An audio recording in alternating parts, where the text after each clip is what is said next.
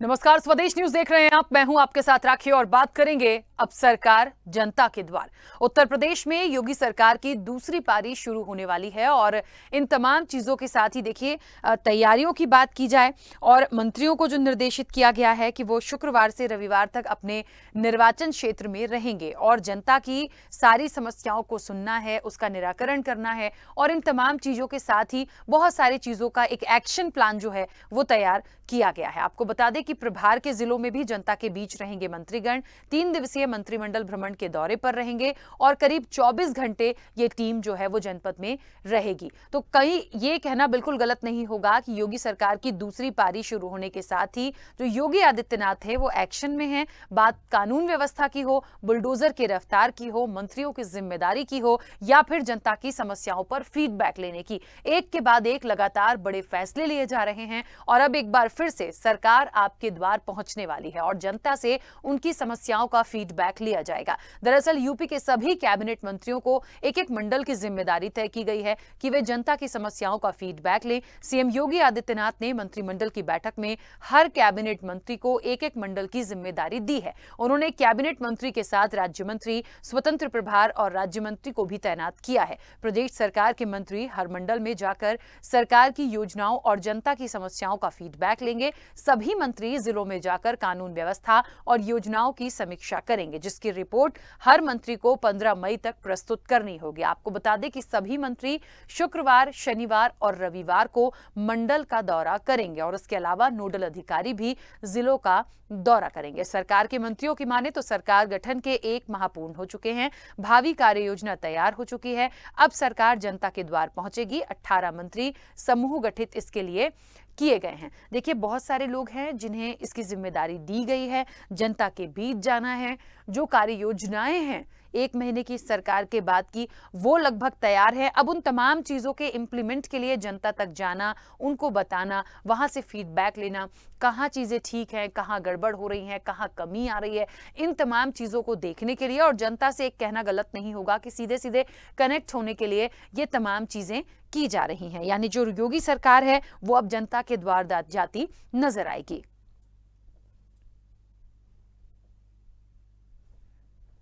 तो आपको बता दें कि मंत्रियों के लिए सरकार का एक्शन प्लान है, निर्देशित किया गया है और शुक्रवार से रविवार तक अपने निर्वाचन क्षेत्र प्रभार के जिलों में वो जनता के बीच रहेंगे।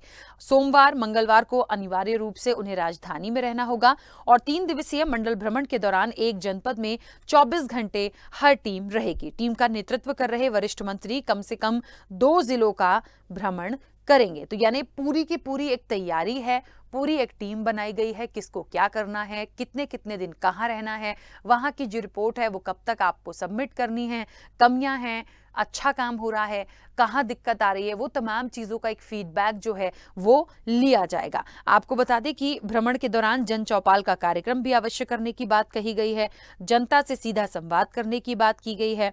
इसके साथ ही किसी भी एक विकास खंड या तहसील के औचक निरीक्षण को करें मंत्री, ये भी उनको कहा गया है। दलित बस्ती में सहभोज कार्यक्रम रखें, विकास कार्यों का स्थलीय निरीक्षण करें, गुणवत्ता की परख करें, शासन की लोक कल्याणकारी योजनाओं के लाभार्थियों से भेंट करें, जिन्हें योजनाओं का लाभ मिला है उनसे भी चर्चा करें, जिन्हें नहीं मिला है या किसी कारणवश नहीं मिल पा रहा है उन तक भी जाके बातचीत की जाए कि क्यों नहीं मिल पा रहा है, कहाँ दिक्कत आ रही है। तो ये एक पूरा एक रूपरेखा तैयार की गई है कि सरकार आपके द्वार, मतलब यूपी सरकार जो है, उनके जो मंत्री हैं वो जनता से कनेक्ट होंगे और तमाम चीजों पर कार्य अब आने वाले समय के लिए किया जाएगा। आपको बता दें कि जो हर टीम तैनात की गई है, हर टीम जो एक बनाई गई है, वो अपनी भ्रमण रिपोर्ट मुख्यमंत्री कार्यालय के समक्ष प्रस्तुत करेगी।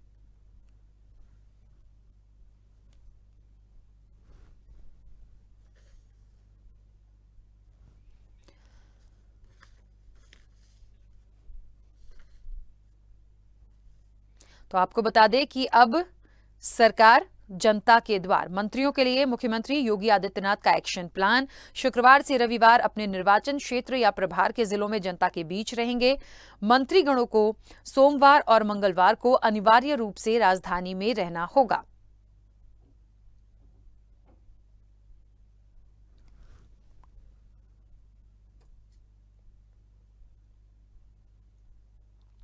जनपदों को वर्चुअली जोड़ा जाएगा। स्थानीय जनप्रतिनिधियों की सहभागिता जरूरी होगी। आपको बता दें कि पूर्व जनप्रतिनिधियों, संगठन, विचार परिवार के सदस्यों के साथ भी बैठक के निर्देश तमाम जो टीम बनाई गई है उनको दिए गए हैं।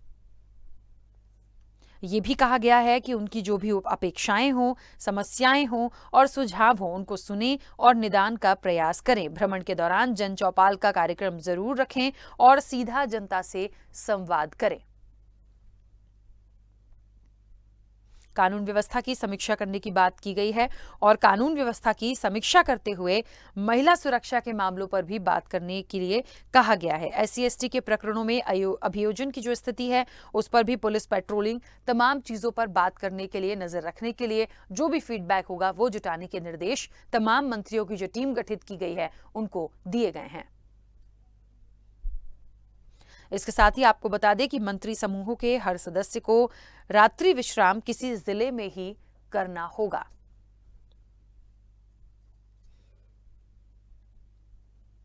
और पूरी योजनाओं का जो जनता से संवाद होगा, जो सुझाव होंगे, जहां दिक्कत आ रही है, उन तमाम चीजों की एक पूरी रिपोर्ट होगी जो मुख्यमंत्री कार्यालय के समक्ष प्रस्तुत की जाएगी। मंत्रियों के लिए मुख्यमंत्री योगी आदित्यनाथ का यह एक्शन प्लान है। अब शुक्रवार से रविवार तक निर्वाचन क्षेत्र और प्रभार के जिलों में जनता के बीच उन्हें रहना होगा। चलिए, और इस वक्त आपको बता दें कि हमारे साथ परिवहन मंत्री दयाशंकर सिंह जी जुड़ गए हैं। दयाशंकर सिंह जी, सबसे पहले तो बहुत स्वागत स्वदेश न्यूज से जुड़ने के लिए। और जिस तरीके से एक एक्शन प्लान बहुत अच्छा बनाया गया है, मंत्रियों को पूरी एक जिम्मेदारी दी गई है, कैसे इसको करने के लिए सोचा है और कैसे इसको इम्प्लीमेंट करेंगे? माननीय मुख्यमंत्री योगी आदित्यनाथ जी ने कहा है कि अब सरकार जो है जनता के द्वार पर जाए, जनता के जाकर के जो ग्रास रूट पर जाकर के वहाँ की क्या समस्या है उस समस्याओं का आकलन करे और उसके समाधान के लिए नोट बनाए। जो सरकार की जो विकास की जो योजनाएं हैं वो कार्यान्वित किस तरह से हो रही है उसको जाकर मौके पर देखें। और जो मंत्रियों की जो कैबिनेट मंत्रियों के नेतृत्व में हर मंडलों की एक कमेटी बनी हुई है, 18 मंडल की, उसमें स्वतंत्र प्रभार के मंत्री, राज्य मंत्री उनके सहयोग के लिए रहेंगे और हर जिले में जाएंगे, हर तहसील में जाएंगे, ब्लॉक में जाएंगे और उसके नीचे भी जो अपनी मलिन बस्तियों से लेकर के जो वहां पर भी जाएंगे और वहां के समस्याओं को जब नजदीक से देखेंगे और उसका समाधान करने की वहां कोशिश करेंगे। जो चीजें ऊपर की होंगी तो हर मंत्रिपरिषद की बैठक में उसको अपनी रिपोर्ट भी प्रस्तुत करना है। हर सप्ताह ऑल्टरनेट होकर के जाएंगे, कभी इस मंडल में, कभी दूसरे मंडल में, दूसरे मंडल वाले दूसरे मंडल में जाएंगे। इस तरह से करके वो चाहते हैं कि सरकार स्वयं ही जो है जनता के बीच में जाए, जनता को लखनऊ आने की जरूरत न पड़े, मंत्री खुद उनके तक पहुंचे। अच्छा, एक बात और है कि जो भी लोक कल्याणकारी योजनाएं हैं उनके लाभार्थियों से भेंट करने के लिए भी कहा गया है। जिन्हें नहीं फायदा मिला है, क्यों नहीं मिल पाया, ये तमाम चीजों पर जो एक पूरी टीम है वो काम करेगी। परिवहन विभाग की यदि मैं बात करूं तो किस तरह की योजनाओं को लेके जाने का प्लान है और किस तरह से इसको करने के लिए कोई रूपरेखा तैयार की गई है? देखिए, परिवहन विभाग ने जो 100 दिन में जो अपने कार्य करेगा उसका भी अपने रूपरेखा बनाया है। 6 महीना में क्या करेगा, 2 वर्ष में क्या करेगा, 5 वर्ष में क्या करेगा, जो इस तरह से हम लोगों ने बनाया है। अभी जो जनता से जुड़े हुए जो तत्काल जो चीजें हैं उसको हम लोग 100 दिन की उसमें लिए हैं और 100 दिन में अभी जो अभी DL है जिसे उसको हम चाहते हैं कि 100% ऑनलाइन किया जाए, लोगों को जो है हमारे दफ्तरों के चक्कर न लगाना पड़े। परमिट व्यवस्था है उसको सरलीकरण करना चाहते हैं कि आपने ऑनलाइन आप परमिट के लिए अप्लाई करिए, हम आपको उसकी स्वीकृति दें, हमारा टैक्स दीजिए, आप चलाइए। अब तो बहुत सारी चीजें हम लोग करने वाले हैं। हम लोग क्या कल्प योजना चला रहे हैं कि जो हमारे बसें में सीटें फटी हुई हैं, हमारे जो खिड़कियां जो है टूटी हुई हैं उसको जो है ठीक करेंगे। अपने साफ सफाई की व्यवस्था हमारे बसों में रहे, समय से हमारी बसें चले। अभी हम लोग एक सॉफ्टवेयर बनाने जो रेलवे में है कि जो रनिंग स्टेटस लोग देख लेते हैं। उसी तरह अपने रोडवेज में भी अपना जो जहाँ जाना हो अपना पहले देख लें कि हमारे बस कब आने वाली है, उसी हिसाब से घर से निकलें। हमारी महिलाएं हैं वो उनको हर डिपो पर उनके लिए बैठने की अलग से व्यवस्था हो, पानी की व्यवस्था हो।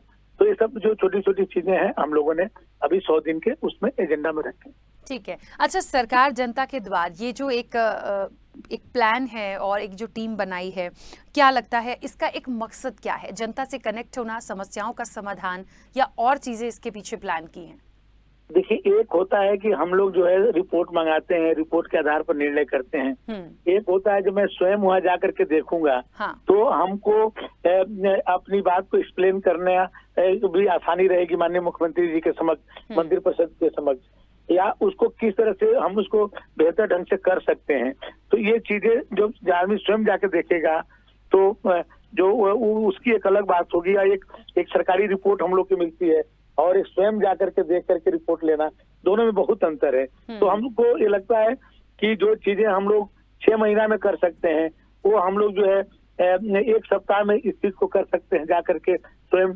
अब जो 1 सप्ताह के अंदर हम लोग उत्तर प्रदेश सभी जिलों में जा सकते हैं, बिल्कुल, और उसमें से कुछ तहसीलों में भी जा सकते हैं। अब 3 दिन 72 घंटा मैंने 3 मंत्री रहेंगे एक जिले में, तो आप ये समझिए कि एक बेहतर रिपोर्ट ले आकर के माननीय मुख्यमंत्री जी के सामने प्रस्तुत करें। बिल्कुल। चलिए, बहुत शुक्रिया दयाशंकर सिंह जी स्वदेश न्यूज के साथ जुड़ने के लिए। आपको बता दें कि परिवहन मंत्री दयाशंकर सिंह हमारे साथ जुड़े थे और उन्होंने कहा कि परिवहन विभाग के लिए बहुत सारी योजनाएं, बहुत सारी चीजें हैं जो प्लान की गई हैं, वो हम करेंगे। और मुख्य मकसद जो है सरकार जनता के द्वार का वो यही है कि हम रिपोर्ट मंगाते हैं, उसको शायद इतना अच्छा ब्रीफ नहीं कर पाए, लेकिन जब हम खुद वहां होंगे, खुद जनता से कनेक्ट होंगे, खुद वहां पर रहकर 3 दिन जब हम तमाम चीजों को देखेंगे तो हम बहुत अच्छे से एक्सप्लेन जो है वो मुख्यमंत्री जी के सामने कर पाएंगे। तो मुझे लगता है जो समस्याओं का समाधान होना है वो बहुत अच्छे से हो सकता है, और इसीलिए योगी आदित्यनाथ ने ये एक एक्शन प्लान बनाया है, एक पूरी एक स्ट्रैटेजी प्लान की गई है कि मंत्रियों को खुद ये जिम्मेदारी की गई है कि आपको शुक्रवार से रविवार तक अपने निर्वाचन क्षेत्र और प्रभार के जिलों में रहना कंपलसरी है।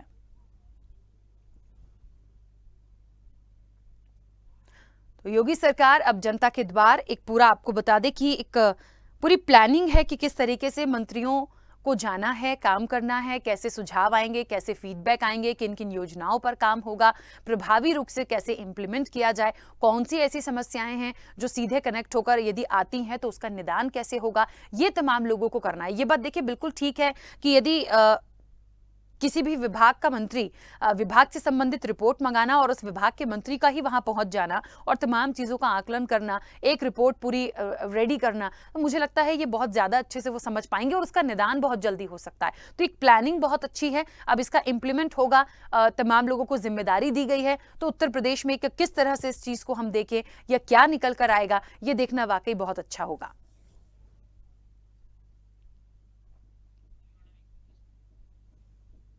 आपको बता दें कि हर टीम अपनी भ्रमण रिपोर्ट मुख्यमंत्री कार्यालय के समक्ष प्रस्तुत करेगी।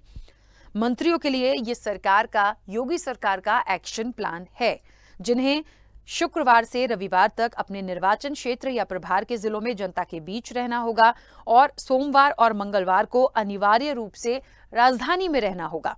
3 दिवसीय मंडल भ्रमण के दौरान एक जनपद में 24 घंटे हर टीम रहेगी और जो टीम का नेतृत्व कर रहे हैं वरिष्ठ मंत्री जो होंगे, कम से कम 2 जिलों का भ्रमण उनको करना होगा। ये एक पूरी रूपरेखा तैयार की गई है, किसको कब कहां कैसे कैसे जाना है, कैसे उस पर वर्कआउट करना है और उसकी रिपोर्ट कितने दिन में कैसे सबमिट करनी है।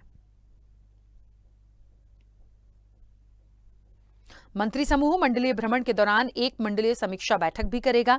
जनपदों को वर्चुअली जोड़ा जाएगा। स्थानीय जनप्रतिनिधियों की सहभागिता भी इसके लिए जरूरी होगी। ये भी साफ साफ कहा गया है कि जो भी समस्याएं हैं, अपेक्षाएं हैं, उनको सुने, समझे, सुझावों को सुने और निदान का प्रयास करें। चलिए, और इस पूरी चर्चा को मैं अब आगे बढ़ाऊंगी। हमारे साथ एक मेहमान जुड़े हैं भारतीय जनता पार्टी का पक्ष रखने के लिए। शबनम पांडे जी अभी फिलहाल हमारे साथ जुड़ी हैं, मैं उन्हीं के साथ चर्चा की शुरुआत करूंगी। शबनम जी, सबसे पहले तो बहुत स्वागत स्वदेश न्यूज के साथ जुड़ने के लिए। और अब सरकार जो है जनता के द्वार, क्या मकसद है और किस तरह से काम करने की एक प्लानिंग है और इससे क्या मिलेगा? देखिए, सबसे पहले तो योगी सरकार का जो टर्म 2 है, उसमें जिस तरीके से पारदर्शिता दिखाते हुए उन्होंने मंत्रियों के साथ-साथ अफसरों को अपनी ज़मीन, जायदाद, अपनी संपत्ति के बारे में पूरा ब्यौरा पारदर्शी तरीके से जनता के बीच रखने की बात कही है और इसके लिए 3 महीने का समय दिया है। तो किसी भी मुख्यमंत्री के लिए इस बात को कहना अपने आप में राजनीति में मजबूत इच्छा शक्ति को दर्शाता है कि वो किस तरीके से भ्रष्टाचार के खिलाफ लड़ते हैं और अपनी ही पार्टी के मंत्रियों को इस तरीके का निर्देश देते हैं और उन ब्यूरोक्रेसी को जो लगातार इस बात के लिए चर्चा में होते हैं कि उनकी संपत्ति उनके आय से हमेशा दुगनी रही है। फिर दूसरी बात वो कहते हैं कि किस तरीके से जनता के बीच मंत्रियों को जाना है। मंत्री पद का मतलब विपक्ष हमेशा मलाईदार पद कहता है। अब तक के राजनीति में मंत्री बनना कहीं ना कहीं इस तरीके से दर्शाया गया है कि मंत्री पद पाना मतलब मलाई पाना होता है, लेकिन भारतीय जनता पार्टी की सरकार में योगी वन में भी आपने देखा कि मंत्रियों को काम दिया गया, उन्हें क्षेत्र में रहने को दिया गया, उन्हें किसी न किसी जिले का प्रभारी बनाया गया ताकि वो जनता के बीच जाएं और उस जिले की समस्याओं को सुने और उसका निदान निकालने के लिए पूरी तरीके से उनको अकाउंटेबिलिटी फिक्स की गई थी। ठीक उसी तरीके से इस बार भी मंत्रियों को विभिन्न जिलों का प्रभारी बनाया गया है। उन्हें मंडे से वेंसडे तक उनको कार्यालय में बैठकर कार्यालय के काम करना और जनता के समाधान को करने का काम दिया गया है और उसके बाद वो अपने क्षेत्र में जाए। शुक्रवार से उन्हें कहा गया है कि वो अपने क्षेत्र में जाए, शुक्रवार, शनिवार और इतवार अपने क्षेत्र में या अपने प्रभारी क्षेत्र में, प्रभार जहां का दिया गया उस क्षेत्र में जाए। तो इस तरीके से मंत्रियों को पूरी तरीके से होमवर्क दिया गया है और उस होमवर्क में आपने पहले भी देखा कि 100 दिन का एजेंडा, 6 महीने का एजेंडा, इस तरीके से समयबद्ध एजेंडा भी दिया गया है और उनको जिस तरीके का होमवर्क दिया गया, होमवर्क के बेसिस पर उनकी परफॉर्मेंस को आंका जाएगा और जनता को उससे क्या फायदा हो रहा है इसकी समीक्षा होगी। तो जो एक सरकार जवाबदेह होता है कि जनता की समस्याओं को सरकार अपने नुमाइंदे के जो कि मंत्री होते हैं उनके माध्यम से उनकी समस्याओं का समाधान निकाले, इसके लिए एक बहुत अच्छा फॉर्मूला योगी आदित्यनाथ जी ने निकाला है। और ये साफ तौर पे दिखाता है कि किस तरीके से सरकार की इच्छा शक्ति मजबूत है कि भ्रष्टाचार खत्म करना है, जनता को उनकी समस्याओं से निजात दिलाना है और जनता के बीच लगातार मंत्री और मुझे लगता है कि जितने भी विधायक और सांसद भी हैं उनको भी इसी तरीके से काम दिया जाएगा ताकि भारतीय जनता पार्टी अपनी जवाबदेही जनता के प्रति तय कर सकेगी और जनता ने जो एक विश्वास जताया भारतीय जनता पार्टी पे और एक इतिहास रचा है भारतीय जनता पार्टी को दोबारा से सत्ता में लाकर उत्तर प्रदेश में, उनके इस विश्वास को और भी मजबूत करने का काम करा है। ठीक है, चलिए शबनम जी, सपा का पक्ष रखने के लिए हमारे साथ जावेद अहमद जी भी जुड़ गए हैं। जावेद जी, बहुत स्वागत चर्चा में जुड़ने के लिए। कैसे लेते हैं सरकार जनता के द्वार? देखिए राखी जी, अभी तो सरकार ने घोषणा की है, कार्य योजना बनाई है।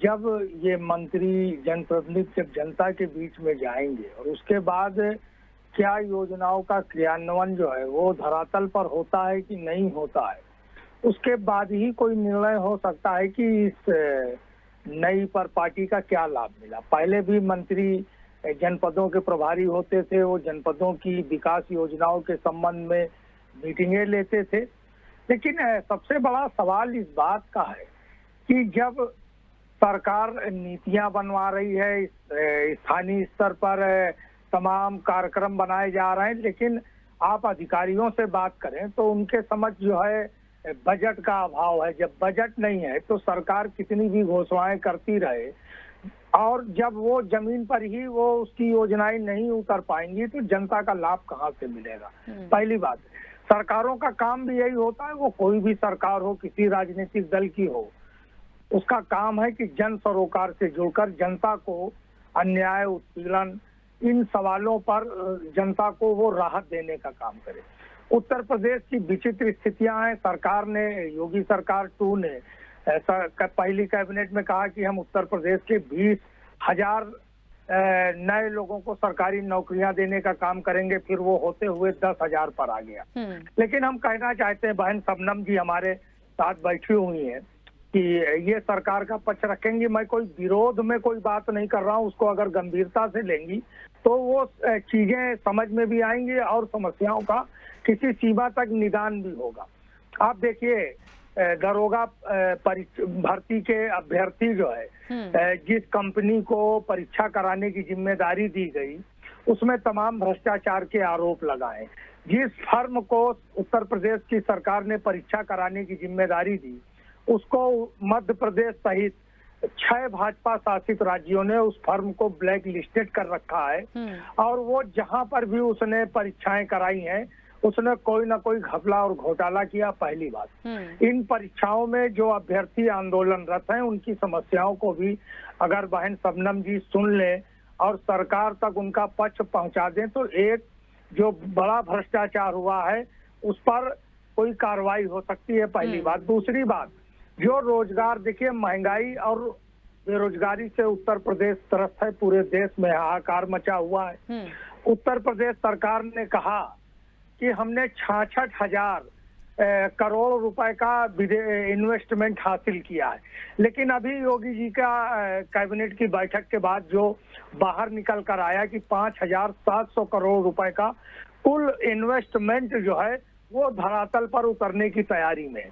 तो ये जो तमाम टैक्स पेयर का रुपया बर्बाद हुआ, 66,000 करोड़ का आपने योगी 1 में दावा किया और वो योगी 2 आते आते 5,700 करोड़ रुपए पर अभी खड़ा हो गया आके। दूसरी बात कि योगी 2 फर्स्ट में 49,568 पुलिस PSC सिपाहियों की भर्ती का काम हुआ था। उस भर्ती में कुल 15,000 लोगों को मेडिकल के बाद नियुक्ति आज तक मिल पाई। 35,568 चयनित अभ्यर्थी आज भी दर की ठोकरें खा रहे हैं, भटक रहे हैं, लगातार आंदोलन कर रहे हैं। क्या इन 35,568 लोगों का सरकार कब तक मेडिकल करा देगी? वो अपने ही समकक्ष लोगों से सीनियरिटी में कितना पिछड़ते जा रहे हैं। 2 वर्ष का समय हो रहा, इनको आखिर मेडिकल कराकर नियुक्ति कब मिल जाएगी? तो कम से कम इन इस बेरोजगारी के इस दौर में 35,568 परिवारों के लिए एक बड़ी राहत भरी खबर हो जाएगी। इसी तरीके से दरोगा अभ्यर्थी वाली जो परीक्षा है, इसमें भ्रष्टाचार जुड़ा हुआ है। ठीक है। इसकी ही अगर वो जांच कराकर दोषियों पर कार्रवाई कर ले तो एक सकारात्मक संदेश उत्तर प्रदेश में जा सकता है। ये मेरा बहन शबनम जी से कहना है। ठीक है जावेद जी, चलिए। और प्रभात त्रिपाठी जी भी हमारे साथ जुड़े हैं, वरिष्ठ पत्रकार हैं। प्रभात जी, सबसे पहले तो बहुत स्वागत चर्चा में जुड़ने के लिए। और जिस तरीके से यूपी सरकार जनता के द्वार, पूरी प्लानिंग है, एक्शन प्लान में है, पूरी प्लानिंग बन चुकी है। कब किसको, ये समझ लीजिए कि मंत्रियों को बड़ा टास्क है कि शुक्रवार से रविवार तक अपने निर्वाचन क्षेत्र में रहिए, प्रभार जिलों में रहिए, पूरी रिपोर्ट बनाइए, सामने प्रस्तुत करिए और जनता से कनेक्ट होने के लिए सीधे सीधे मुझे लगता है ये एक पूरा प्रयास है। कितना सफल होता दिखता है, किस तरह का ये प्रयास है और सरकार जो है जनता के द्वार, इसे आप किस तरह से लेते हैं? देखिए राकेश जी, जिस तरीके से योगी पार्ट 2 में लगातार 2024 के 75 प्लस मिशन को लेकर आगे जा रहे हैं, क्योंकि देखिए लगातार 2014 के बाद जिस तरीके से 4 जीते भारतीय जनता पार्टी को भारी मैंडेट मिला है और जनता ने प्रधानमंत्री नरेंद्र मोदी और योगी के डबल इंजन की सरकार पर विश्वास व्यक्त किया है, उसी को आगे बढ़ाते हुए योगी पार्ट 2 का काम प्रारंभ हो गया है। और लगातार मुख्यमंत्री योगी आदित्यनाथ जो नए चेहरे आए हैं, चाहे डिप्टी CM ब्रजेश पाठक हो, चाहे आपके केशव मौर्य हो या दयाशंकर सिंह हो या और भी नए मंत्री हैं जितने भी, उन सबको एक लक्ष्य दिया है 3 महीने का, 100 दिन का लक्ष्य दिया है। 1 महीना लगभग सरकार के हो गए हैं और लगातार NXT लाल बहादुर शास्त्री भवन में एक प्रेजेंटेशन और विभागों का प्रेजेंटेशन हो रहा है।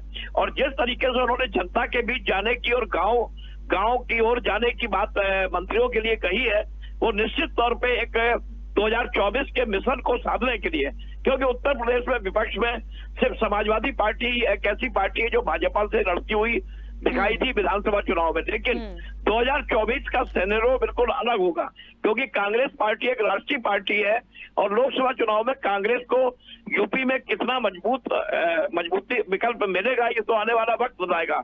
और बहुजन समाज पार्टी भी क्या कर पाएगी, ये तो आने वाला समय बताएगा। लेकिन योगी जी ने कानून व्यवस्था को लेके और जो राशन बट रहा है या जो विभागों में काम हो रहा है उसका धरातल में किस तरीके से उसको उतारा जा रहा है, क्या अधिकारी काम कर रहे हैं। क्योंकि जिस तरीके से शिकायतें मिली है कि ब्यूरोक्रेट्स बिल्कुल बेपरवाह है और ब्यूरोक्रेट सुनते नहीं है जनप्रतिनिधियों की, और जनप्रतिनिधियों के जो आवेदन, जो जनता के आवेदन है वो किनारे पड़े रहते हैं। तो इन सारी चीजों को, और एक चीज और बता दूं आपको राखी जी, योगी जी ने जिस तरीके से अभी सारे मंत्रियों का एक मांगा है कि आप अपनी संपत्ति का ब्यौरा दीजिए, सारी संपत्तियों का ब्यौरा उन्होंने मंत्रियों से मांग लिया है, जिससे कि ये पता लगे कि आखिर मंत्री क्या कर रहे हैं। क्योंकि जीरो टॉलरेंस पे योगी जी काम कर रहे हैं, और अभी जिस तरीके से कोरोना की चौथी लहर आने की संभावना है, तो उसको भी देखते हुए T9 और T11 की जो उनकी लगातार बैठक होती रहती है, और किस तरीके से स्वास्थ्य विभाग में क्या क्या दिक्कतें हैं, क्या है, रोज ब्रजेश पाठक छापे मार रहे हैं, सारे सामुदायिक स्वास्थ्य केंद्र का निरीक्षण कर रहे हैं, और सड़कों पे मंत्री उतरे हुए हैं, गांव पे जा रहे हैं। तो जिस तरीके की गांव की पगडंडियों में जब जाएंगे और गांव में जाएंगे, चौपाल लगाएंगे और वहां की जो जन समस्याएं वो समझेंगे, तो निश्चित तौर पे जो देखिए राखी जी, सरकार जो होती है वो शहरों के लिए तो होती है, उसके साथ साथ गांव में उनको विकास कार्य, डेवलपमेंट, और जो गरीब तबका है या जो किसान तबके हैं उन लोगों को नीचे स्तर पे किस तरीके से सुविधाएं मिल रही है डबल इंजन की सरकार की कि नहीं मिल रही है, ये सबसे बड़ा एक वो है। तो योगी जी 24/7 काम करने वाले मुख्यमंत्री हैं, और उनका 60 महीने का काम पूरा हो चुका है, 5 साल का, और 5 साल में रुके हुए काम, जो रुके हुए काम है वो किस तरीके से तेजी से किए जाएं, उसके लिए अभी बजट सत्र भी शुरू होने वाला है। पैसे की जो कमी है, कितना पैसा इस्तेमाल किया गया है, कितना बजट एलोकेशन करना है, ये सारा खाका जो है एनेक्सी लाल बहादुर शास्त्री भवन में खिंच रहा है। और निश्चित तौर पे अब ब्यूरोक्रेट्स पे भी थोड़ा लगाम मुख्यमंत्री लगाने जा रहे हैं, और कई चेंजेस अभी दिखाई देंगे।